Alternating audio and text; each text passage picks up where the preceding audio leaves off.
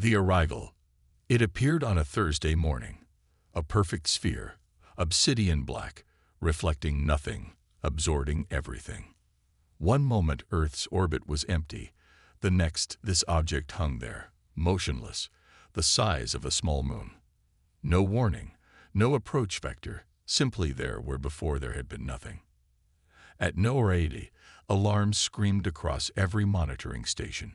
In the Pentagon, generals were pulled from breakfast meetings. In Beijing, military commanders stared at screens in confusion. In Moscow, the defense minister was awakened with news that made his blood run cold. An unidentified object has appeared in Earth's orbit, sir, the breathless aide reported. It wasn't there 3 minutes ago.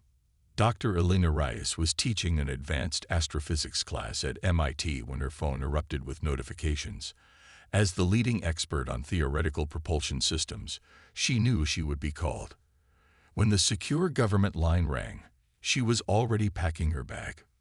Dr. Reyes, we need you in Washington. Now. 6 hours later, Elena sat in a room deep beneath the White House with 24 other scientists, military officers, and government officials. On the screens surrounding them, the obsidian sphere hung against the backdrop of stars, defying every law of physics she knew. It's not reflecting light, she said, studying the telemetry. It's absorbing it. And there's no heat signature. Nothing. Is it a weapon? Asked General Hargrove, his face lined with decades of preparing for wars that never came. Until now, perhaps. Unknown, Elena replied. But if it were, we likely already know. As if responding to her words, every screen in the room flickered. Static danced across displays, then cleared to show the sphere, now glowing with a soft blue inner light. I am Guardian, a voice said, in perfect English, though reports would later confirm it spoke simultaneously in every language on Earth. I have come to help you survive.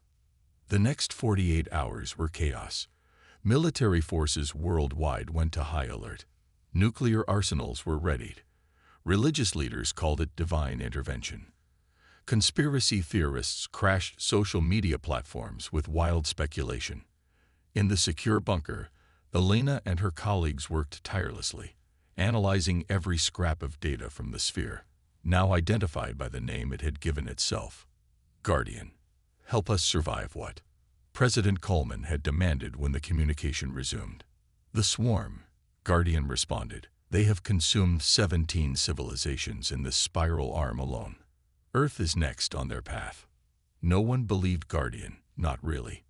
Humanity had been alone in the cosmos for so long that the concept of not one but 2 alien intelligences arriving seemed absurd.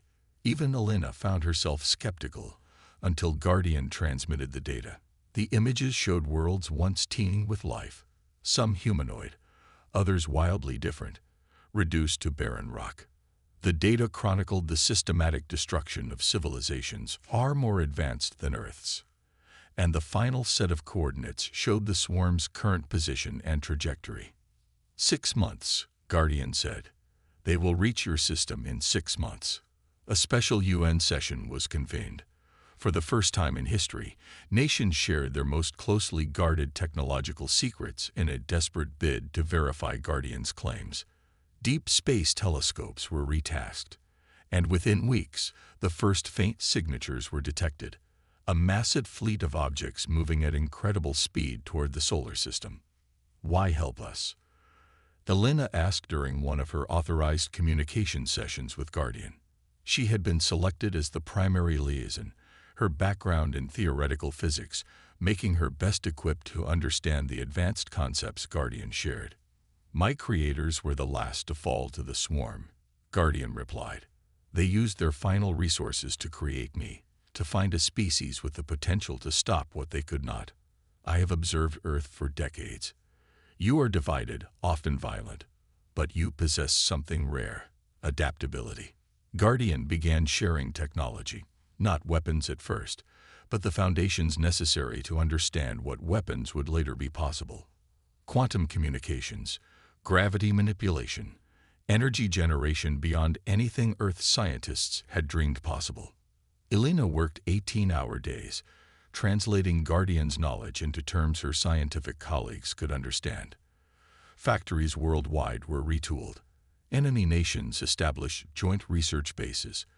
For the first time in human history, the entire planet worked toward a single goal: survival. "We won't be ready," Elena confessed to Guardian 3 months in. The quantum display in her lab showed the swarm's approach, now visibly accelerating. "Even with everything you've given us, we don't have the infrastructure, the resources." "I have not given you everything," Guardian interrupted. "Some gifts cannot be given, only earned. Your progress exceeds my predictions. I calculated a 12% chance of human readiness. That has now risen to 27%. That's still better odds than any other species I have encountered." As the 6-month mark approached, the first line of defense was established at Mars orbit. Automated platforms equipped with technology that would have been considered magic a year earlier. Weapons that disrupted the molecular bonds of their targets. Shields that bent space-time itself. Elena stood in the Global Command Center beneath Geneva, watching as technicians monitored the Mars perimeter. Guardian's obsidian sphere had positioned itself at the Earth-Moon L1 point, pulsing occasionally with that ethereal blue light. "What aren't you telling us?" she asked during a private communication. Guardian was silent for so long Elena thought the connection had failed. "The swarm is not merely coming for your resources or territory," it finally said. "They are coming for me. I am the last legacy of their greatest failure, the only civilization that hurt them before falling." A cold dread settled in Elena's stomach. "We're bait." "No," Guardian replied. "You are the only hope. I am merely the catalyst." On the screens above her, the first distant flashes appeared near Mars. The swarm had arrived. The defense. The Battle of Mars lasted 22 minutes. Humanity's first line of defense, built with Guardian's technology, but limited by human understanding, collapsed almost immediately. The automated platforms fired their quantum disruptors, and for a brief moment, hope surged as the lead elements of the swarm disintegrated. Then the swarm adapted. Their ships, if they could be called ships, shifted formation. What had appeared to be individual vessels merged into larger configurations, their surfaces rippling like liquid metal. The quantum disruptors fired again, and this time, the beams were absorbed, redirected, turned back on their sources. In the command center beneath Geneva, Elena watched in horror as the Mars defense grid went dark. One by one, the signal from each platform winked out until only static remained. "They're coming," General Hargrove said, his voice flat. "ETA to Earth orbit." 36 hours, a technician replied. Elena ran, through security checkpoints, past stunned guards, to her private laboratory where a direct communication link to Guardian remained active. "You knew," she accused when the quantum display shimmered to life. "You knew the Mars defenses would fail." "I calculated a high probability," Guardian admitted. "The swarm adapts quickly. But now they have revealed their current evolutionary state. This data is valuable." "Valuable? Millions will die." "Billions have already died across 17 worlds," Guardian replied. "I cannot prevent all loss. I can only maximize the chance of survival." Elena paced the small lab, mind racing. "There's something you still haven't shared, some weapon or defense that could actually work." Guardian's display pulsed softly. "Not a weapon you can build in time. But there is another option."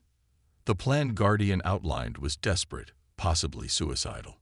It required something no human scientist had contemplated: a direct neural interface between Guardian's quantum systems and a human mind. "The connection would allow me to channel energy more efficiently," Guardian explained. "Your consciousness would serve as a bridge between my defensive capabilities and Earth's remaining weapon systems." "Why not interface directly?" Elena demanded. "The swarm would detect and counter such a connection immediately. They know my signatures, my patterns, but a human mind, chaotic, unpredictable, could mask my presence until the critical moment." Elena didn't need to ask why she was the candidate. 6 months of working with Guardian's technology had already changed her in subtle ways. Her brain scans showed unusual activity patterns. She thought in quantum probabilities now, not linear cause and effect. Will I survive? I calculate a 17% chance. She laughed bitterly. Better odds than humanity's looking at right now. The procedure took place 8 hours before the swarm's projected arrival. Elena lay on a modified medical table, surrounded by technology that hadn't existed 6 months ago. Electrodes mapped to her neural pathways. Quantum relays linked her consciousness to Guardian systems. When the connection activated, her perception expanded beyond anything human experience had prepared her for. She was simultaneously in her body and in orbit, seeing through Guardian sensors. She could feel the approaching swarm, their hunger, their mindless determination. And she could feel something else. Guardian's true nature, hidden until now. And she could feel something else. Guardian's true nature, hidden until now. You're not just a messenger, she gasped, the realization flooding through her expanded consciousness. You're a weapon. The final act of a dying civilization, Guardian confirmed in her mind. But one that cannot activate without a consciousness unlike my creators. They built me too much in their image. The swarm recognized their patterns in me. But you, humans, think differently. The swarm arrived with the dawn, their massive ships darkening skies worldwide. Earth's remaining defenses fired immediately, using everything Guardian had taught them. For precious minutes, the attacks seemed effective, the leading edge of the swarm faltering. Then, as at Mars, they adapted. The quantum disruptors became useless. Gravity weapons were neutralized. The swarm descended toward major population centers, their ships morphing into ground-side attack configurations. In the command center, Elena sat motionless, her consciousness split between her body and Guardian. Through their connection, she could see the swarm's communication patterns, the quantum signals they used to coordinate their adaptation. Now, she whispered, though whether aloud or just in her mind, she couldn't tell. Guardian began to change.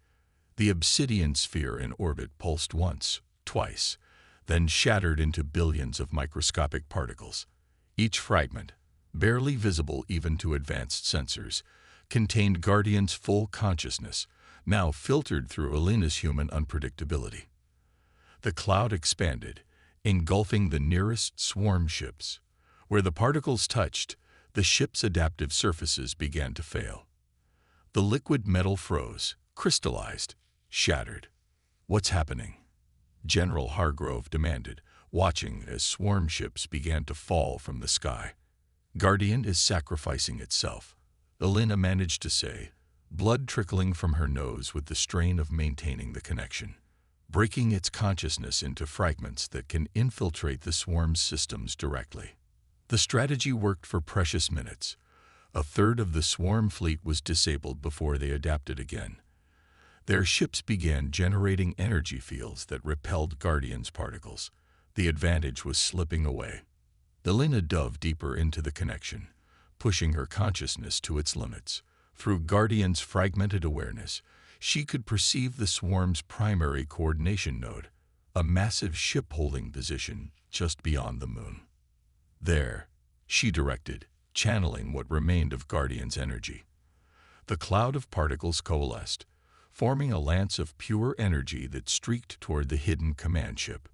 The pain was excruciating as Elena's mind became the conduit for power never meant for human comprehension. Blood vessels burst in her eyes. Her heart stuttered.